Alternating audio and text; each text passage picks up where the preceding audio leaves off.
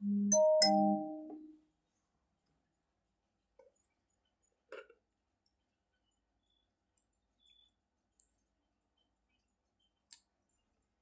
साथियों, युवराज सिंह लेक्चर्स के इस वीडियो में आपका स्वागत है। तो आज हम जियोग्राफी की कक्षा स्टार्ट कर रहे हैं, भूगोल। तो जो कि हमारे सभी कॉम्पिटिटिव एग्ज़ाम्स के लिए बहुत ही ज़रूरी है। ऐसा कोई एग्ज़ाम नहीं है जिसमें जियोग्राफी से प्रश्न नहीं आते, चाहे एसएससी हो, पुलिस हो, रेलवे हो, और तो और यूपीएससी में भी बहुत ज़्यादा महत्वपूर्ण यह विषय होता है। तो चलिए स्टार्ट करते हैं इस क्लास को। तो सबसे पहले बात यही है, इसमें सबसे पहला पॉइंट है कि भूगोल क्या है। तो हम सभी जानते हैं कि भूगोल जो है, भूगोल के अंतर्गत हम पहाड़ों, पर्वतों, नदी, झरनों, समुद्र और वायुमंडल और पृथ्वी की आंतरिक संरचना के बारे में अध्ययन करते हैं, जो कि भूगोल विषय के अंतर्गत आते हैं। तो वैसे लिख भी सकते हैं हम। तो इसकी जो परिभाषा है वो क्या है, यानी प्रश्न है भूगोल क्या है। तो चलिए यहाँ से लिखते हैं, यानी भूगोल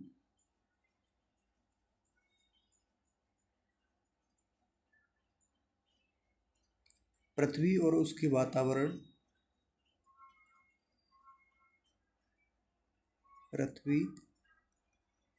और उसके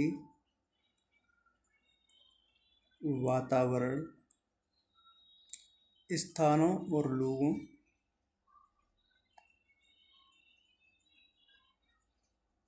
स्थानों और लोगों के संबंधों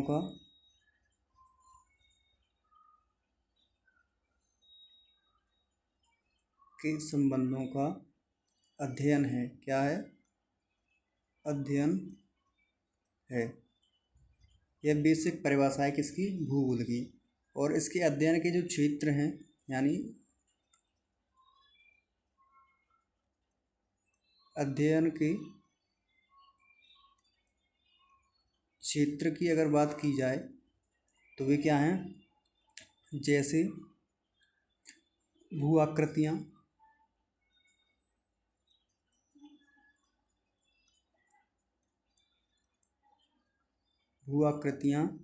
मिट्टी,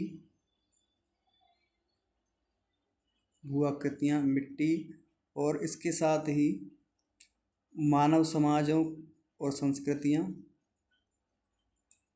मानव समाज, और यहाँ पे कह सकते हैं को हमारा आगे संस्कृतियाँ,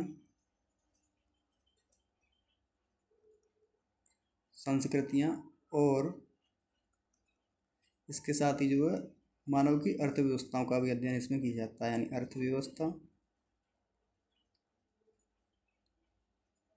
व्यवस्थाओं का अध्ययन जो है करता है क्या? भूगोल। तो इसकी एक बेसिक अवधारणा है कि भूगोल के अंदर हम क्या पढ़ते हैं और कौन कौन से इसके अध्ययन के विषय क्षेत्र हैं जिनका हम अध्ययन इसमें करते हैं। ये भूगोल की परिभाषा हम कह सकते हैं इसको। अब इसी में आगे बात करते हैं भूगोल के क्षेत्र, या जैसे कह सकते हैं टाइप ऑफ जियोग्राफी, जिसमें जैसे किन किन क्षेत्रों का इसमें अध्ययन किया जाता है उन्हें हम समझेंगे यहाँ पर भूगोल के अंतर्गत। जैसे इसमें बात की जाए तो जो है भूगोल के कौन कौन से क्षेत्र हैं। एक तो पर्यावरणीय भूगोल, पर्यावरण का अध्ययन किया जाता है। पर्यावरणीय भूगोल और आर्थिक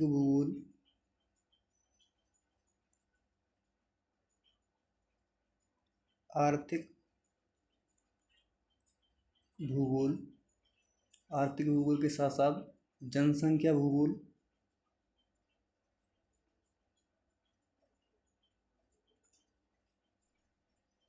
जनसंख्या या जिसे बस्ती भूगोल भी कहते हैं, जिसके अंतर्गत विभिन्न प्रजातियों का अध्ययन किया जाता है। बस्ती भूगोल और जलवायु विज्ञान, जलवायु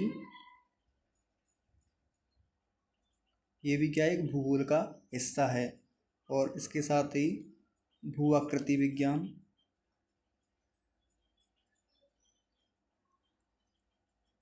भू आकृति विज्ञान ये भी क्या है, भूगोल का हिस्सा है।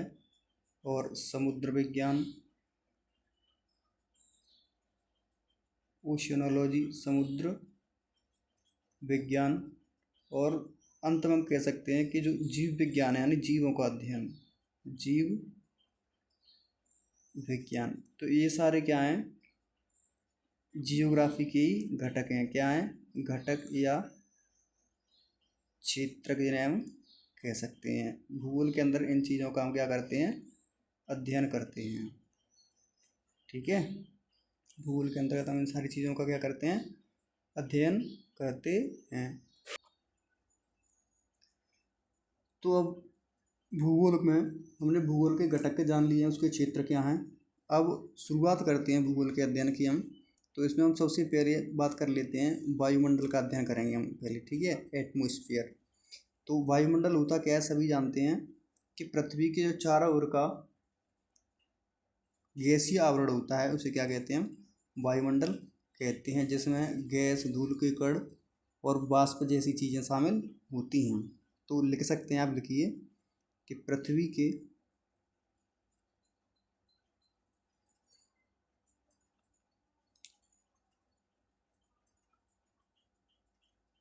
चारों ओर के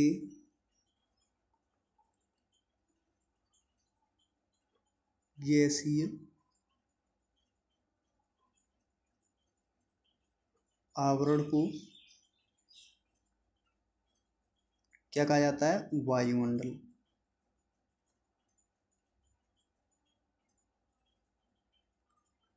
कहते हैं।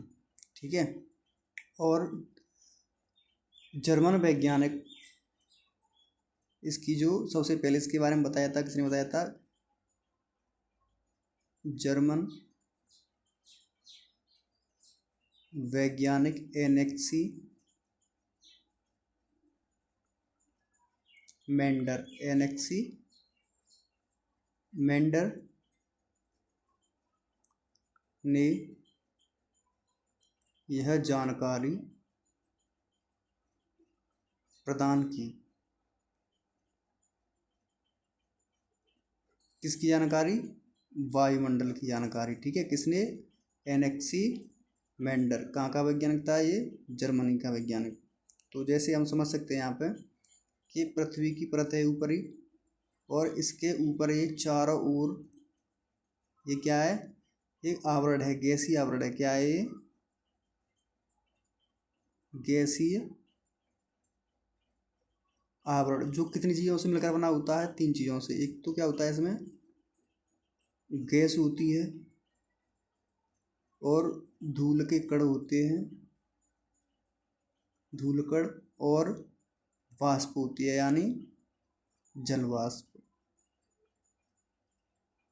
जलवाष्प। इतनी चीज़ों से मिलकर के क्या बना होता है, हमारा एटमॉस्फेयर बना होता है, जिसे हम क्या कहते हैं, वायुमंडल।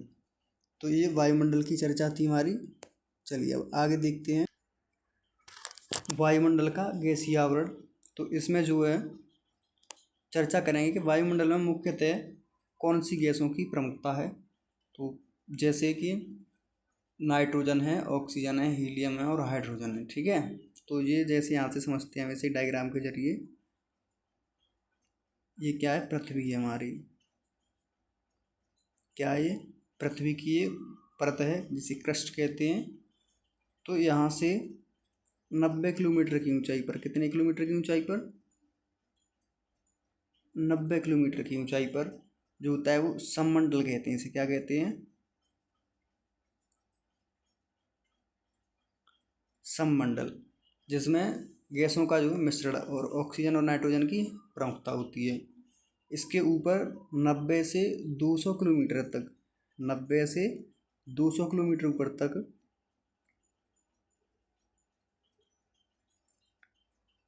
200 किलोमीटर ऊपर तक है जो परत पाई जाती है उसे नाइट्रोजन परत कहते हैं। क्या कहते हैं? नाइट्रोजन, नाइट्रोजन परत होती है। ठीक है, कहाँ से? 90 से 200 किलोमीटर तक। और इसके 200 किलोमीटर से फिर ऊपर चलते हैं 1100 किलोमीटर तक, यानी 200 किलोमीटर से कितना ऊपर?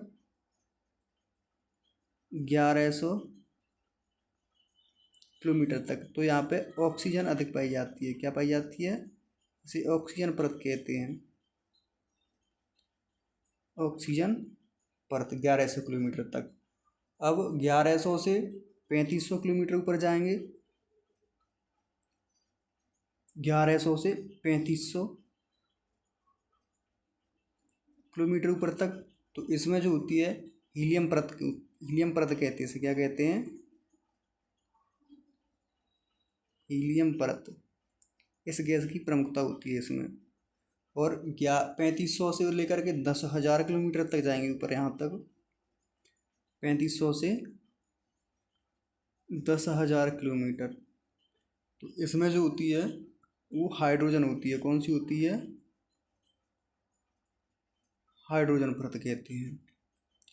तो ये जो है वायुमंडल का गैसीय आवरण की कुछ संरचना है, जिसमें प्रमुखता यानी सबसे नीचे सममंडल 90 किलोमीटर तक, फिर उसके बाद नाइट्रोजन परत होती है 200 किलोमीटर तक, फिर ऑक्सीजन होती है 1100 किलोमीटर तक, हीलियम 1100 से 3500 किलोमीटर, और फिर सबसे ऊपर जो होती है परत होती है हाइड्रोजन परत, जो होती है 3500 से 10,000 किलोमीटर के बीच में, 3500 से 10,000 किलोमीटर के बीच में। ठीक है, इसके अलावा वायुमंडल की जो परतें हैं उनका जो विभाजन किया गया है वो किस आधार पे है, वो देखिए कितनी है। सबसे नीचे है क्षोभ मंडल। ठीक है, इसमें मौसम की घटनाएं होती हैं, आंधी बारिश तूफान जो होती हैं, उनका जिम्मेदार कौन होता है? ये क्षोभ मंडल होता है। इसकी ऊंचाई है 8 किलोमीटर से लेकर के 18 किलोमीटर। ध्रुवों पर 8 किलोमीटर होती है और विषुवत रेखा पर 18 किलोमीटर इसकी ऊंचाई होती है। किसकी? क्षोभ मंडल की। इसके बाद आता है समताप मंडल, जो कि हवाई जहाज़ों की यात्रा के लिए सुरक्षित माना जाता है। ठीक है, जो कि होता है 15 से 50 किलोमीटर। और उसके बाद आता है मध्यमंडल। मध्यमंडल होता है 50 से 85 किलोमीटर, यानी 50 to 85 किलोमीटर्स मध्यमंडल। ठीक है, और मध्यमंडल के बाद जो परत है वह है, इसे कहते हैं हम आयनमंडल कहते हैं। क्या कहते हैं? आयनमंडल या तापमंडल, जिसकी ऊंचाई 85 किलोमीटर से 600 किलोमीटर तक है। जितने भी सैटेलाइट वगैरह होते हैं, जो उपग्रह छोड़े जाते हैं, वो इसी में होते हैं। किसमें? आयनमंडल में। ठीक है, इसके बाद सबसे ऊपर होता है वायुमंडल। क्या है ये? वायुमंडल। तो ये कुछ इस प्रकार की जो संरचना है ये हमारे वायुमंडल की बनाई गई है। ठीक है, किसके आधार पर? ये भी किसके आधार पर है? गैसों के आधार पर। यानी जो ध्यान रखने वाली बात यह है इसमें कि वायुमंडल में जो मौसम की घटना घटित होती हैं उनके लिए कौन सी परत जिम्मेदार है? तो उसे कहते हैं हम क्षोभ मंडल। ठीक है, ट्रोपोस्फियर। क्या कहते हैं उसको? ट्रोपोस्फियर। यानी वायुमंडल को समझने के लिए और आसानी से हम इस तरह से समझ सकते हैं कि ये क्या है? हमारी वायुमंडल है। ये क्या है? वायुमंडल। ये पृथ्वी है, पृथ्वी की सतह है। ठीक है, तो यहाँ पे जो है इसे ऐसे लेंगे तिरछा, यानी ये है 18 किलोमीटर, और ये क्या है? 8 किलोमीटर। क्षोभ मंडल है। ये कौन सा मंडल है? क्षोभ मंडल, जैसे ट्रोपोस्फियर कहते हैं क्षोभ मंडल। और इसके बाद जो आता है, क्या आता है? समताप मंडल आता है। इसके बाद क्या आता है? समताप मंडल। ठीक है, समताप मंडल। समताप मंडल के बाद आता है मध्यमंडल। क्या आता है? मध्यमंडल और फिर आयन मंडल। इसके बाद क्या आएगा, आयन मंडल। और सबसे बाहर जो होता है वो होता है वायुमंडल। क्या होता है वो,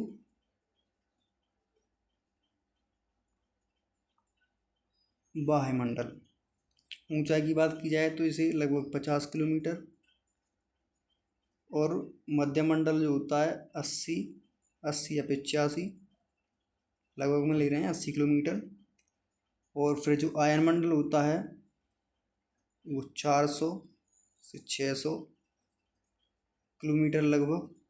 और जो ये होता है वो होता है 640 से अधिक, यानी लगभग कहते हैं 640 किलोमीटर। अगर तापमान की बात की जाए तो एक ट्रिक होती है सिंपल सी, डी आई यानी इसमें जो तापमान होता है क्या होता है, इसमें ताप, डी का मतलब होता है डिक्रीज यानी घटता है तापमान, फिर इंक्रीज होता है यानी बढ़ता है, फिर डिक्रीज होता है और फिर इंक्रीज होता है। और इसके बाद फिर जो है तापमान बढ़ता ही चला जाता है। ठीक है, ऊपर पूरी वायुमंडल में तापमान क्या होता है, बढ़ता चला जाता है। तो इस तरह से हमने वायुमंडल को आसानी से समझा, उसकी सभी परतों को। अब चलिए आगे देखते हैं। चलिए प्रत्येक जो है मंडल पर या परत पर विस्तार से चर्चा कर लेते हैं थोड़ी थोड़ी। जैसे क्षोभ मंडल की बात करें पहले, यानी ट्रोपोस्फियर।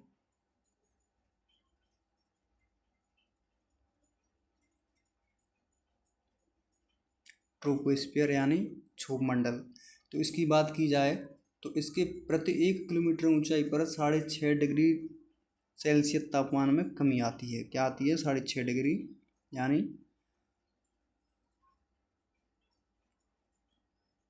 1 किलोमीटर की ऊंचाई पर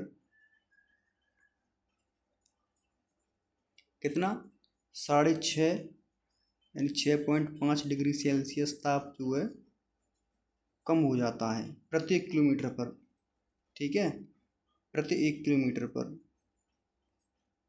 तो जैसे हम पहले भी हमने पढ़ा है, पिछली स्लाइड में देखा था अभी, कि जो है क्षोभ मंडल में तापमान डिक्रीज होता है यानी कम होता है। कितना कम होता है, तो 1 किलोमीटर की ऊंचाई पर चढ़ने पर 6.5 डिग्री सेल्सियस कम हो जाता है। और इसकी दूसरी खासियत क्या है कि मौसम की घटनाएं जो हैं वो इसी में घटती हैं। कौन कौन सी, जैसे बादलों का बनना, बादल, और फिर वर्षा होना, आर्द्रता यानी पानी में या वायु में जल वाष्प की मात्रा, उसे क्या कहते हैं, आर्द्रता कहते हैं। और ओस यानी जितनी भी घटनाएं घटती हैं या प्रक्रियाएं होती हैं वायुमंडल में मौसम से संबंधित, वो सारी कहाँ होती हैं, क्षोभ मंडल में होती हैं। ठीक है। और इसकी जो अंतिम विशेषता हम ये कह सकते हैं कि ध्रुवों पर 8 किलोमीटर व भूमध्य रेखा पर 8 से 18 याद कर सकते हैं, 8 से 18 किलोमीटर जो वह ऊंचाई होती है। तो ये हमने जाना किसके बारे में, क्षोभ मंडल के बारे में। ऐसे ही आगे चलिए देखते हैं समताप मंडल। तो इस पर भी थोड़ी चर्चा कर लेते हैं, समताप मंडल पर। यानी इसमें जो क्या है कि तापमान प्रारंभ में स्थिर रहता है यानी बदलता नहीं है, लेकिन 20 किलोमीटर के बाद तापमान में वृद्धि होती है। जैसे डी आई अभी हमने याद किया था, देखा था। तो इसमें क्या है, लिखते हैं यहाँ पे कि प्रारंभ में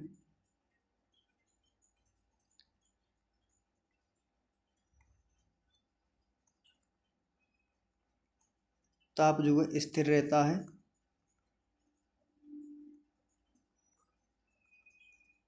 परंतु 20 किलोमीटर के बाद ताप में वृद्धि होती है। ठीक है, यहाँ ताप में वृद्धि होती है, ताप बढ़ता है, इंक्रीज होता है टेम्परेचर। और फिर इसके बाद है परावैंगनी किरणों के द्वारा तापमान को अवशोषित करना भी इसी में होता है।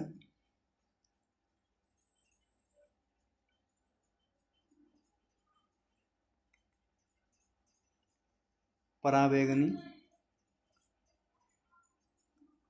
किरणों के द्वारा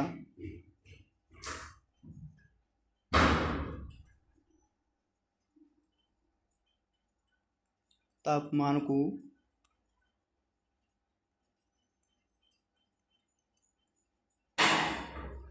अवशोषित करना किसकी वजह से होता है? ओजोन गैस की वजह से, ओजोन गैस की वजह से। ठीक है, सबसे खासियत की अगर बात की जाए तो वो ये है कि इसमें मौसम की घटनाएं नहीं होती हैं। ठीक है, मौसम की घटनाएं नहीं होती हैं, जिससे क्या होता है, वायुयानों के लिए यह सुरक्षित है। कैसी है? सुरक्षित है, यानी वायुयान जो उड़ान भरते हैं वो कहाँ भरते हैं? समताप मंडल में। ठीक है, और इसमें जो गैस होती है कौन सी होती है? ओजोन। कौन सी गैस पाई जाती है? ओजोन गैस, जो कि परावैंगनिक किरणों का अवशोषण करती है। हम यहाँ पे इसे पढ़ भी चुके हैं अभी। ठीक है, चलिए अब आगे चर्चा करते हैं मध्यमंडल पर। किस पर? मध्यमंडल। तो इसमें जैसे ही मध्यमंडल में प्रवेश करते हैं तो तापमान में एक साथ गिरावट होती है, यानी लगभग -100 डिग्री सेल्सियस तक तापमान गिर जाता है। इसीलिए इसे क्या कहते हैं? वायुमंडल का सबसे न्यून तापमान वाला मंडल होता है। कौन सा? मध्यमंडल। तो इसमें हम देखेंगे, लिखिए, तापमान में एकदम गिरावट होती है,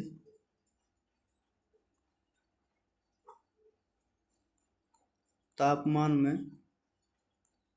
एकदम गिरावट होती है। कितनी? यानी तापमान लगभग -100 डिग्री सेल्सियस तक गिर जाता है। ठीक है, इसीलिए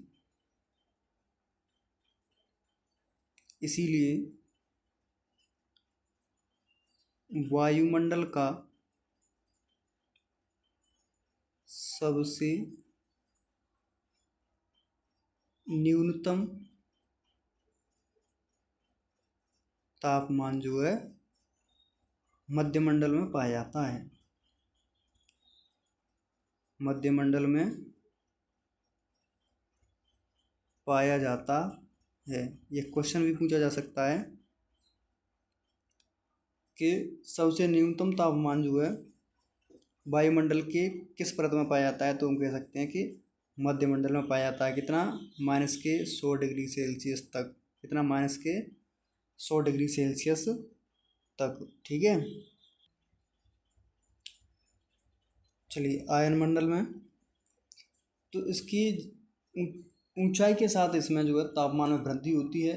इसकी जो मुख्य विशेषता है वो यह है कि रेडियो किरणों को जो है परावर्तित करता है। ठीक है, यानी जितने भी संचार के उपकरण लगे हुए हैं वो कहाँ से नियंत्रित होते हैं? आयनमंडल से, सैटेलाइट के जरिए। ठीक है, तो इसमें लिखेंगे हम, यानी आयनमंडल कि ऊंचाई के साथ तापमान में वृद्धि होती है।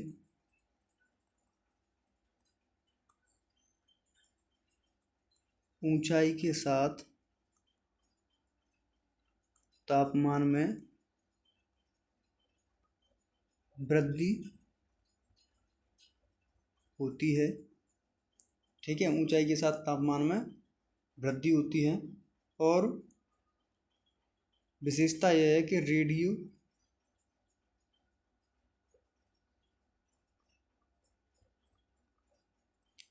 रेडियो किरणों या किरणें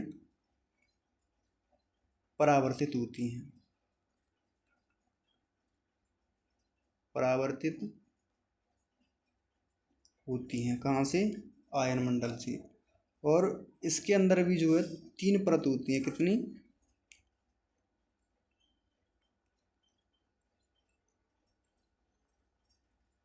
आयनमंडल की परतें। इसी सुविधा के लिए 3 लेयर्स में बांटा गया है। कौन कौन सी? डी, ई और एफ, ठीक है। डी, ई और एफ, ये इसकी जो है 3 परतें हैं। किसकी? आयनमंडल की। तो ये आयनमंडल पर चर्चा होगी। चलिए अब आगे देखते हैं, जो वायुमंडल है उस पर बात करते हैं। आयनमंडल में जिस तरह तापमान की वृद्धि होती है, तो उसके बाद जो है जितने भी मंडल आए या जितना भी ऊंचाई पर जाएं, तो तापमान में लगातार क्या होता है? वृद्धि ही होती रहती है, ठीक है। तापमान में वृद्धि होती रहती है।